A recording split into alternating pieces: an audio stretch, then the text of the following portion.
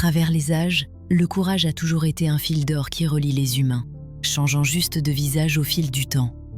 Imagine un instant, à l'époque préhistorique, le courage, c'était simplement d'affronter l'inconnu de la nature sauvage pour protéger sa tribu.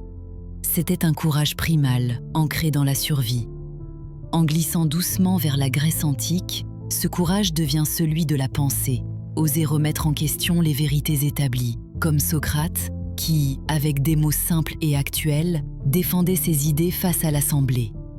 Le courage était alors celui de la parole libre. Plus tard, à l'époque des grandes explorations, ce fil de bravoure se transforme encore. C'est celui de partir vers l'inconnu, de traverser des océans sans carte, un peu comme ces navigateurs de la Renaissance qui osaient découvrir de nouveaux mondes.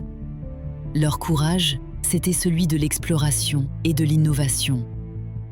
Enfin, dans notre monde moderne, le courage se glisse dans les petits gestes du quotidien, celui de défendre ses convictions, d'aider les autres ou simplement d'être soi-même.